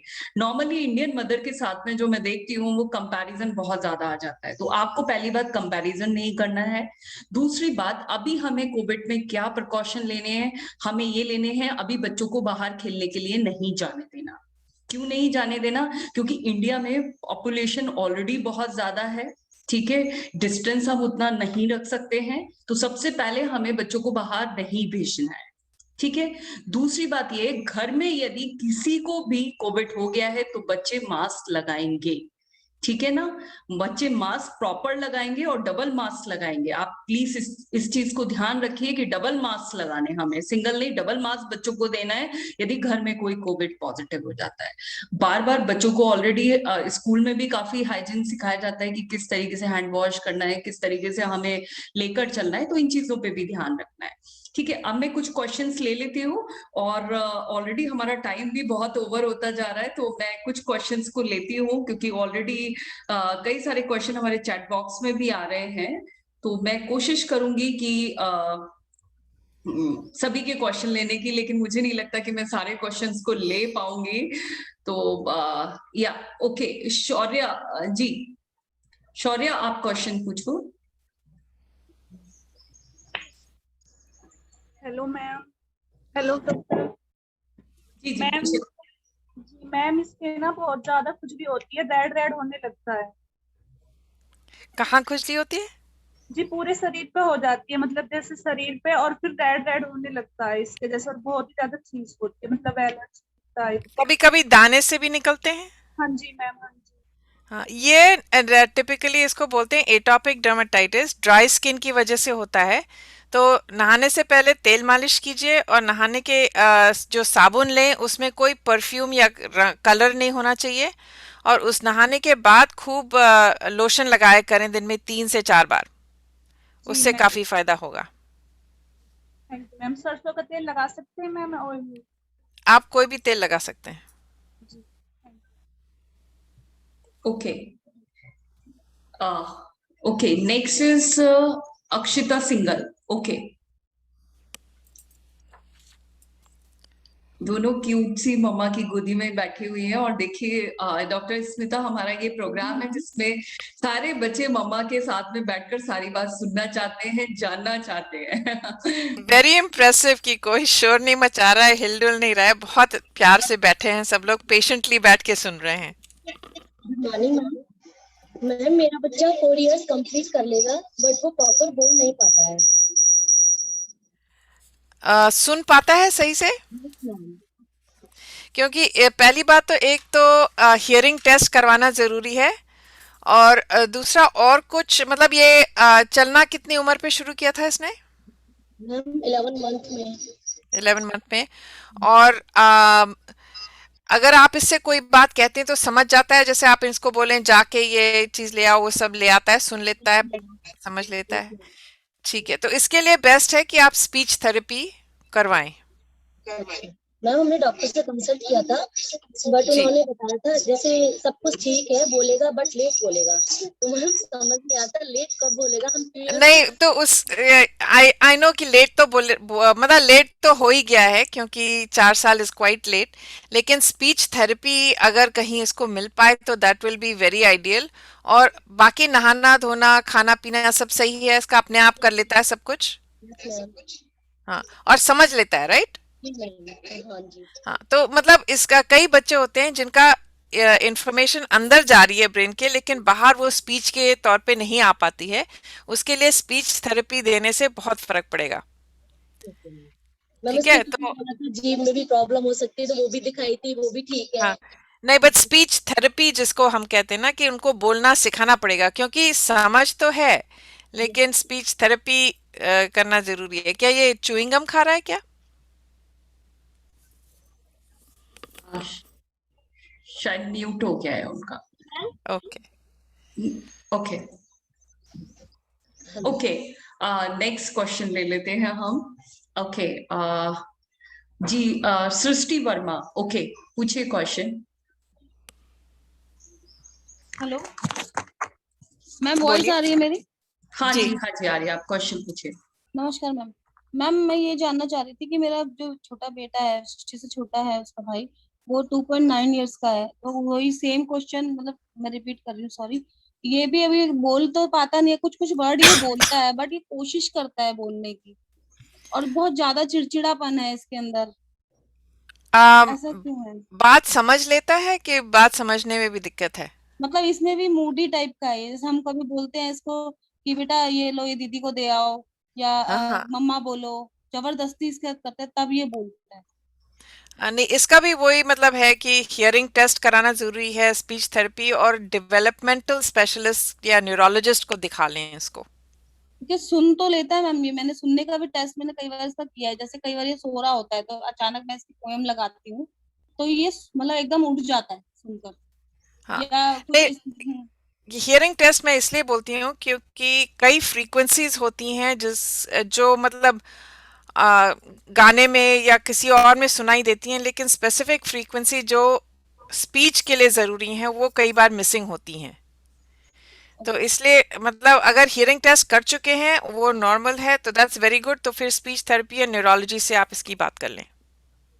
मैम वैसे एक एक्सपेक्टेड टाइम क्या होता है बेबी के बोलने का टाइम? मतलब डॉक्टर्स के उसमें होता होगा ना कि इतने ईयर में बेबी बोलना चाहिए। 2 साल की उम्र तक बच्चे को पूरे सेंटेंस में बात करनी चाहिए। मींस कि इसका तो लेट हो गया, 2.5 थोड़ा लेट हुआ है, इसलिए टेस्टिंग कराना जरूरी है। वही स्पीच थेरेपी करने से काफी फर्क पड़ेगा। ठीक है मैम, तो मैं आई डोंट नो सपना जी, स्पीच थेरेपी या ऐसा कुछ अवेलेबल है बच्चों के लिए? अवेलेबल तो है, लेकिन अभी एक्चुअली यहाँ बहुत फियर है तो लोग बाहर नहीं जा पा रहे हैं, और खासकर बच्चों के लिए बहुत ज्यादा पेरेंट्स वरीड भी है। और जैसा मैंने अभी आपको आज बताया भी कि अभी सबसे बड़ी दिक्कत ये है कि हॉस्पिटल्स भी इस चीज के लिए रेडी अपने आप को कर रहे हैं। तो सिचुएशन ये बता रही है कि हमें बहुत ज्यादा प्रिकॉशन लेने की जरूरत है। और ऑलरेडी जिन बच्चों को जो पहले से भी कोई भी बीमारी है उनके लिए और ज्यादा मुश्किल हो सकता है। तो इसलिए मेरी रिक्वेस्ट ये है कि आप पहले से ही प्रिकॉशन लीजिए, बच्चों को जो भी चीजें हैं उसके लिए आप प्लीज अपडेट करिए और इस चीज पे बात करिए, लेकिन नेगेटिव बातें मत करिए। मैं देख रही हूँ कि कुछ फैमिली में कैजुअलिटी हो गई है तो वहां पूरे दिन नेगेटिव एनवायरनमेंट रहता है। हम बड़े तो आपस में बात करके अपनी चीजों का, अपने मन को हल्का कर लेते हैं, लेकिन आप देखिए जहाँ छोटे बच्चे हैं उनके मन पर, उनकी बुद्धि पर, उनके दिमाग पर इस चीज का बहुत गहरा प्रभाव पड़ता है। तो हमें इस बात को समझना है कि परेशानी है, ये आई है और आने के बाद में जाएगी भी। जिस तरीके से अंधेरा जाता है, सूरज आता है, इसी तरीके से ये परेशानी भी जाएगी। हम सबको मिलकर इसके लिए लड़ना है, हिम्मत करनी है, हिम्मत नहीं हारनी है। लेकिन हमें इस बात का ध्यान रखना है कि हमारे बच्चे इस हर एक पल को देख रहे हैं। अभी मैं this is not the right time to discuss, but मैं ये देख रही हूँ कि इस लॉकडाउन के पीरियड में खासकर पेरेंट्स में बहुत झगड़ा बढ़ रहा है, जिसका कि जो इम्पैक्ट है वो बच्चे के दिमाग पे बहुत ज्यादा पड़ता है। मेरे पास मेरा नंबर, क्योंकि 50 डेज से हम प्रोग्राम कर रहे हैं डॉक्टर स्मिता आपका, तो मेरे पास बच्चों के फोन आते हैं और उनका ये कहना था कि मैम मैं तो नहीं पूछ सकता, क्योंकि यदि मैंने ओपन प्लेटफॉर्म पे पूछा तो मेरे पेरेंट्स तो आप जानते ही हैं मेरे साथ क्या करेंगे।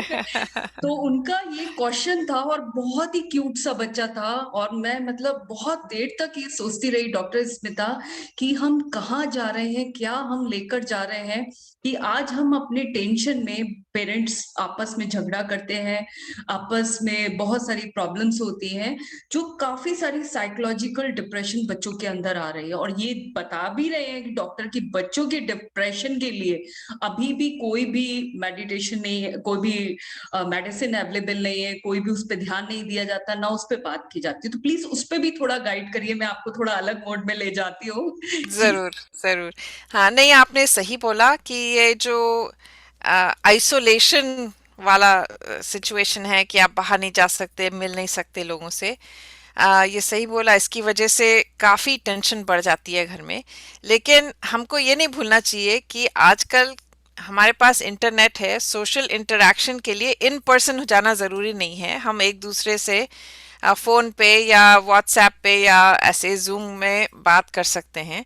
तो पेरेंट्स का ये, आई थिंक पेरेंट्स की ये रिस्पॉन्सिबिलिटी है कि वो अपने आप को काम रखें, क्योंकि हाँ साथ में रह रह के थोड़ा इरिटेशन बढ़ ही जाता है, क्योंकि नेचुरल है, ह्यूमन है।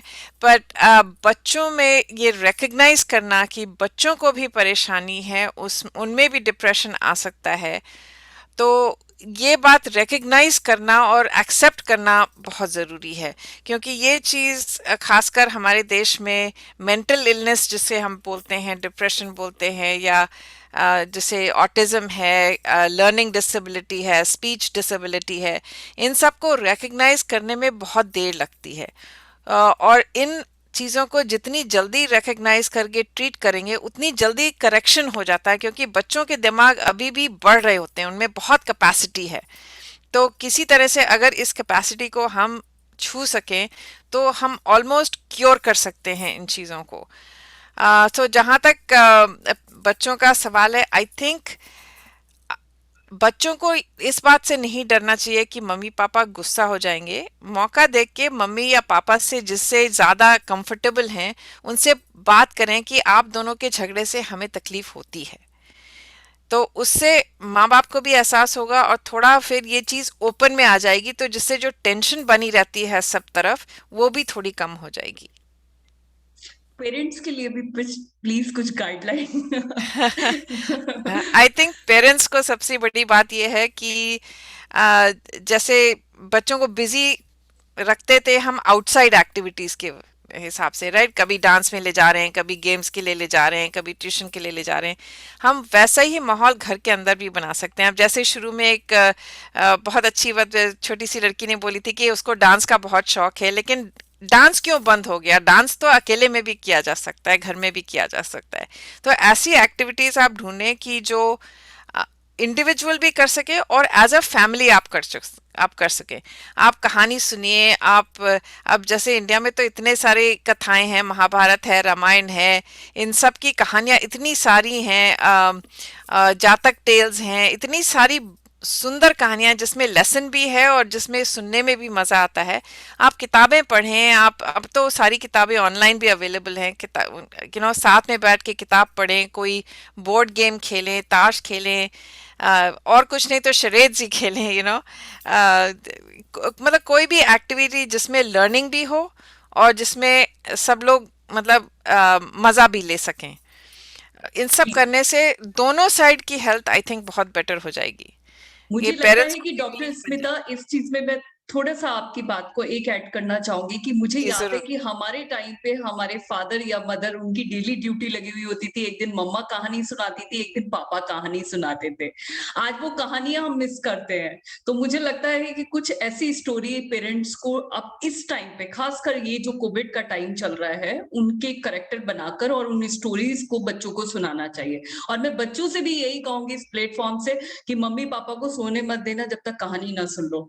एक काम अच्छा करोगे आप, देखना उससे एक बॉन्डिंग बनेगी एक आपस में जो आपके बीच में जो थोड़ा सा भी प्रॉब्लम आया हुआ है वो भी काफी कम होगा, और कहानियों के माध्यम से हम वो बात समझा पाते हैं बच्चों को, क्योंकि बच्चे करेक्टर में डील करते हैं, उनको वो चाहिए होते हैं, उन्हें कार्टून्स के, उन्हें कुछ ऐसे चाहिए होते हैं फ्रेम जो जिसपे वो रखकर अपनी बात को समझ सके। तो उन कहानियों के माध्यम से आप अपने बच्चों को समझा सकते हैं, और छोटी छोटी चीजों में आप बच्चों को एडिट कर सकते हैं। यदि आप मान लीजिए कि किसी बच्चे को बुलाते हैं, मैं भी देखती हूँ कि कई बार आपने बोला बच्चा इग्नोर करता है, तो आप क्या करेंगे, कोई स्टोरी लेके आप बच्चे को सिर्फ ये नहीं बोलेंगे तुम ऐसा सुनते नहीं हो, तुम ऐसा सुनते नहीं हो। यदि आप ऐसा रिपीट करेंगे तो बच्चा सुनते हुए भी आपकी बात को नहीं सुनेगा। लेकिन यदि उसे स्टोरी के फॉर्म में किसी भी, हमारे तो बहुत सारे राजा रानी और ढेर सारे किसानों की कहानियां हैं, उन कहानियों को हम इन्वॉल्व कर सकते हैं, तो मुझे लगता है बहुत सारी प्रॉब्लम का हम सॉल्यूशन यहाँ से ढूंढ सकते हैं। सही बोला सपना जी। और खासकर जो जितने मतलब छोटे बच्चे होते हैं उनको जानवरों के माध्यम से आप कहानी सुना सकते हैं, क्योंकि हमारे यहाँ तो इतनी सारी कहानियां हैं जो हमारे फोक टेल्स हैं, वो सब में इतनी सुंदर सुंदर कहानियां हैं जो हम आई थिंक लूज कर रहे हैं किसी हद तक। तो ये मतलब कहानी सुनाने और शेयर करने का बहुत अच्छा तरीका है, क्योंकि कहानी के माध्यम से इनडायरेक्टली भी आप बात कर सकते हैं। जैसे बच्चे हैं, उनको कोई क्वेश्चन है तो वो कहानी के माध्यम से पूछ सकते हैं कि मम्मी पापा अगर ऐसा कहानी में हुआ तो आप क्या करोगे। तो अपनी प्रॉब्लम लेके, अक्सर बच्चों में यही देखा जाता है कि उनके पास जो प्रॉब्लम होती है उनको ये कहना बहुत मुश्किल लगता है कि मम्मा मुझे मुझे ये प्रॉब्लम है। अक्सर वो कहेंगे कि मेरा दोस्त है उसके संग ऐसा हुआ तो उसको ये प्रॉब्लम है। तो ये रिकग्नाइज करना कि बच्चों के जो सवाल हैं डायरेक्टली या इनडायरेक्टली आप जवाब दें तो उससे बच्चों को बहुत फायदा पड़ेगा, और आपको खुद भी सोचने का मौका मिलेगा कि आपका जो मानसिक संतुलन है वो सही है कि नहीं। Right, you are absolutely right. तो एक दो क्वेश्चन ले लेती हूँ, फिर मैं इस प्रोग्राम को समापन की ओर लेकर चलती हूँ। मुझे लगता है कि अभी भी बहुत सारे क्वेश्चन हैं और मैं समझ भी रही हूँ कि सभी के आंसर देना मुश्किल है, और शायद आप समझते होंगे कि क्योंकि समय की अपनी एक सीमा होती है। आपके जो भी प्रश्न है आप चैट बॉक्स में लिख लीजिए, मैं पूरी चैट बॉक्स ये डॉक्टर स्मिता जी को ट्रांसफर कर दूंगी और आपके सारे क्वेश्चन के आंसर आपको मिलेंगे। जी, मैं एक दो क्वेश्चन ले लेती हूँ। जी पुष्पम जी आप बहुत देर से वेट कर रही है जी, आप प्लीज क्वेश्चन पूछिए। अनम्यूट योरसेल्फ जी। Yes ma'am, good morning ma'am. Ma'am मैं ये पूछना चाह रही थी कि जो मैं 2 महीने पहले कोविड पॉजिटिव हुई, मेरे हस्बैंड भी हुए, बच्चे सब इन्फेक्टेड नहीं हुए, तो क्या उन लोग को एंटीबॉडीज हम लोग का भी बन गया होगा, जितना जान रही हूँ न्यूज वगैरह में। तो ये जानना चाह रही हूँ मैम कि जो बच्चे को भी उससे कुछ फायदा हुआ होगा, क्योंकि वो लोग इन्फेक्टेड नहीं हुए। हाँ, मतलब डिपेंड करता है कि इन एक्सपोजर के कितने दिन बाद आपने टेस्ट किया। तो एंटीबॉडी टेस्ट कराने में कोई नुकसान नहीं है, एंटीबॉडी टेस्ट करके आप पता कर सकते हैं। और अगर आपको कोविड हो चुका है तो उसके 3 से 6 हफ्ते बाद वैक्सीन लेना रेकमेंडेड है, ताकि जो जितने वेरिएंट आ रहे हैं उससे भी आपको और आपकी फैमिली को प्रोटेक्शन मिल जाए। ओके अभिषेक क्वेश्चन पूछिए। हेलो मैम जी बोलिए।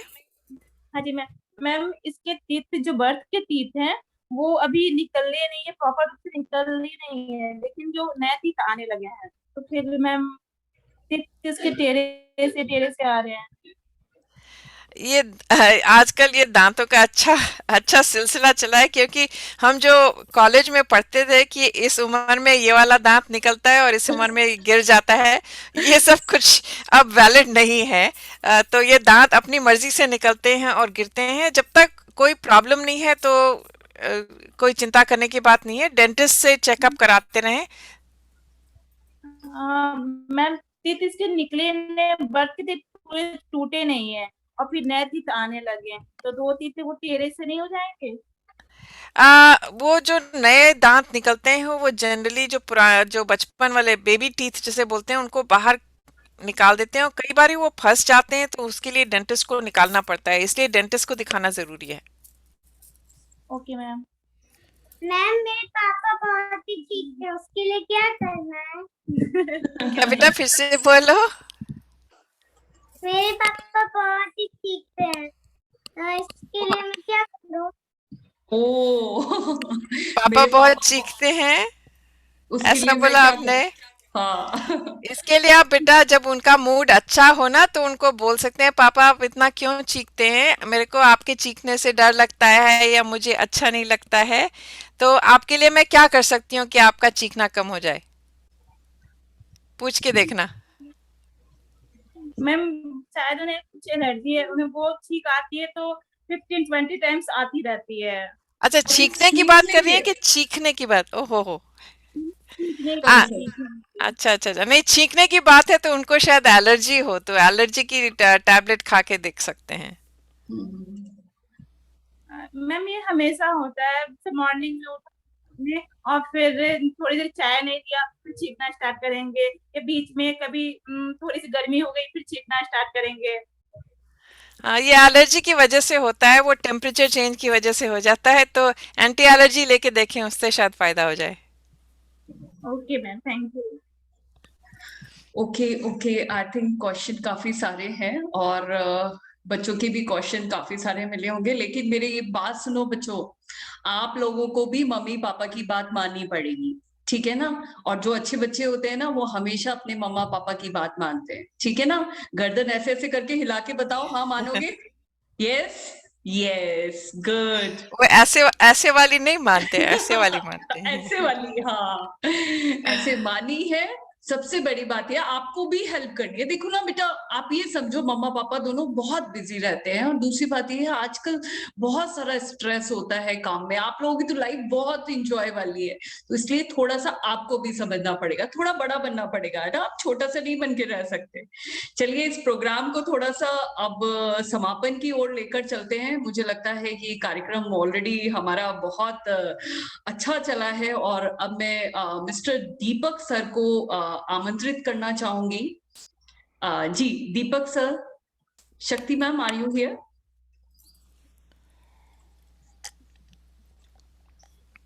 दीपक सर, इतने सारे हैंड रेज है तो I am quite difficult, please Shakti ji आप प्लीज दीपक सर को अनम्यूट करेंगे। Already you know more than 100 hand raise over here. I mean it's a wonderful session, no doubt, always wonderful with Dr. Smita Tandon, no doubt. Yes sir, I'm not able to. Okay जब तक हम एक question ले लेते हैं। Okay Alvin, आप question पूछ लो। Okay मम्मा बहुत देर से वेट कर रही थी। Hello, good morning ma'am. जी हेलो, हाँ जी बोलिए। हेलो, हाँ जी बोलिए, आपकी आवाज आ रही है। जी मैम, मैं पूछना था कि मेरे बेटे को ना नवंबर और फरवरी में ना मम्स हो जाते हैं, कान के नीचे स्वेलिंग आ जाती है ये चीज, और ये 3-4 साल से कंटिन्यू हो रहा है। ये कान के नवंबर मंथ चारों तरफ आती है या सिर्फ एक साइड में, सिर्फ आगे या पीछे? मैम ये चीज, ये पॉइंट, ये आपका है ना एल शेप, यहाँ पर आता हाँ है हाँ ये चीज। हाँ हाँ ये दिखाना बेटा, हाँ। यहाँ पर आता है इनके, ये दोनों ओके। पहले एक साइड में आता है फिर दोनों साइड में, और ये नवंबर में भी होता है और ये जनवरी में भी होता है। तो कितने साल से हो रहा है? कंटिन्यू 4 साल से तो हो ही रहा मैम, 4-5 साल से, हाँ कंटिन्यू चल रही है। ओके, इनके दांत सही हैं? मैम दांत तो वैसे ठीक है, लेकिन आगे पीछे आ रखे हैं, मतलब कोई कैविटी तो नहीं है ना दांत में? नहीं कैविटी प्रॉब्लम नहीं है, बट ये कि आगे पीछे हो रखे हैं, नीचे के टीथ ना इनके आगे पीछे हो रखे हैं। नहीं आगे पीछे से कोई प्रॉब्लम नहीं है, मतलब डेंटिस्ट ने चेक कर लिया ना? और कान के अंदर तो कोई प्रॉब्लम नहीं है, क्योंकि ईएनटी और दांत दिखा लेने चाहिए। अच्छा, मम्स ऐसी चीज है जो सिर्फ स्वेलिंग से नहीं आती है, उसमें और भी सिम्टम्स आते हैं, तो जब स्वेलिंग आती है तब डॉक्टर को दिखा के आप चेक कर सकते हैं कि कौन सी वजह से है, और जब स्वेलिंग आए उस वक्त दिखाना जरूरी है। मैम जब स्वेलिंग आती है मैं डॉक्टर को हर साल दिखाती हूँ, दोनों मंथ में दिखाती हूँ, तो वो एक पट्टी देते हैं जो डॉट डॉट वाली होती है, वो लगाते हैं और फिर पेन किलर और उस तरह का देते हैं, तो फिर 1-2 हफ्ते में ठीक हो जाता है, बट हर साल आता है। मुझे प्रॉब्लम है कि ये कंटिन्यू हर साल ही आता है। अच्छा, इसमें एक बात हो सकती है कि ये जो सलाइवरी ग्लैंड जिससे हम बोलते हैं, उसमें कई बार पत्थर हो जाता है जो मूव करता है अप एंड डाउन, तो जब उससे ब्लॉकेज हो तो उससे अक्सर स्वेलिंग हो जाती है। ये डेंटिस्ट को दिखा के पता चलेगा। ओके, ठीक है, डेंटिस्ट से चेक करा लें। जी जी जी, आप बिल्कुल ठीक कह रहे हैं। ओके, मैं अब आमंत्रित करना चाहूंगी वोट ऑफ थैंक्स के लिए मिस्टर दीपक सर को, जो कि एमडी हैं डीएलएफ ब्रांच के। Sir, over to you. Good morning, ma'am. Are you able to hear me? Yes. Good morning to one and all present here in this webinar. Honorable Manager Sir David School, our respected speaker, Dr. Smita Tandon, MD Pediatrics from California, facilitator and moderator of the day, Dr. Sapna Bansal, HM of David School, DLF, in charges, our most valued teachers, and above all, our very own respected parents. It is such an honor for me to thank each one of you. On behalf of David School Management, I would like to express my gratitude to all the esteemed delegates of this webinar. You all have made this webinar a very successful webinar. I extend my gratitude to our honorable speaker, Dr. Smita Tandon, who took out time from her busy schedule to be with us. Ma'am, your words are truly inspirational. I hope all the parents, although they had many doubts, they had so many questions, but you were able to solve most of their queries. Thank you, ma'am. Thank you so much. I would like to thank our facilitator, Dr. Sapna Bansal, for coordinating this event in such a nice manner. The way you spoke about the queries and also gave your own introspection, it was really commendable. We are really fortunate that both of you, Dr. Smita Tandon and Dr. Sapna Bansal, were here with us today.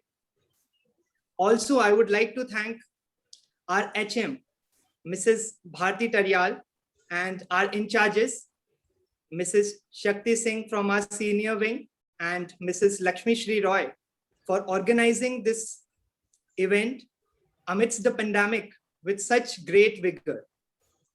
Of course, I need to thank the parents as well. And also, I was not expecting students to be here with us, but most of the students, even at the end, that girl asked really cutely about her parents, they are sneezing.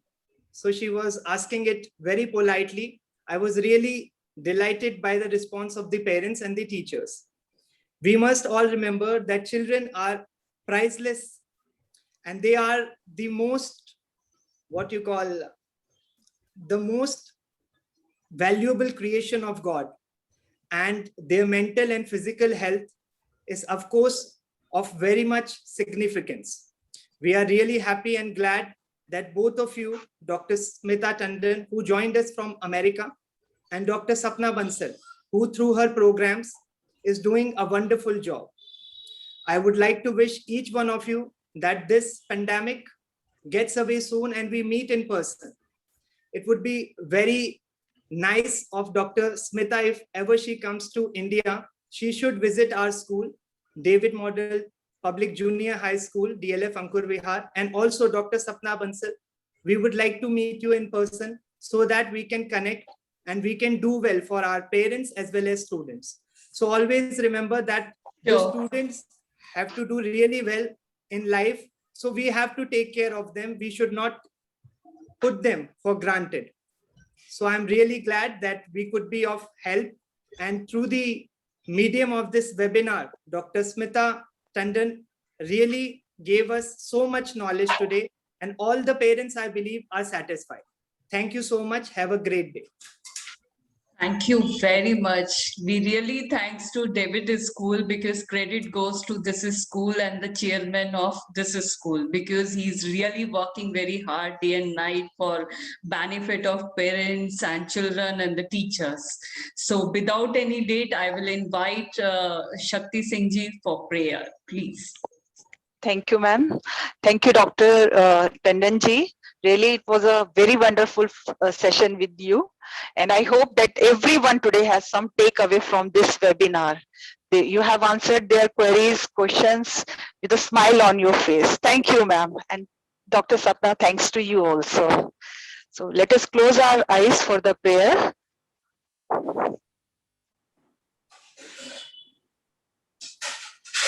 Om Sarve Bhavantu Sukhinah, Sarve Santu Niramaya, Sarve Bhadrani Pashyantu, Ma Kaschit Dukh Bhag Bhavet.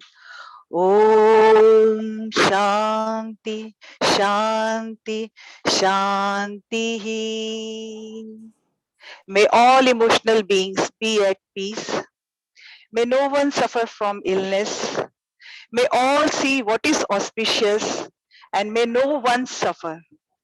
Om Shanti, Shanti. Thanks to everyone. Over to you, Sapna ma'am. Thank you very much. Thank you, Dr. Smita Tandon. Always, always pleasure to meet you, to discuss with you. And seriously, it was a wonderful session. Thank you very much, Doctor. Most welcome, and it was such a pleasure to see you again and to see all the wonderful children and the teachers and parents together in this webinar. I hope whatever I have said has helped at least a few people. And God willing, this pandemic will be over sooner than later, and a little bit of patience and a little bit of imagination, I think our children can do super well despite the setback with the pandemic. Right. Thank you very much. Thank you very much, Meenu ma'am. Thank you. Thank you, everyone. Thank you, Shakti ma'am. Thank you, everyone. Thank you.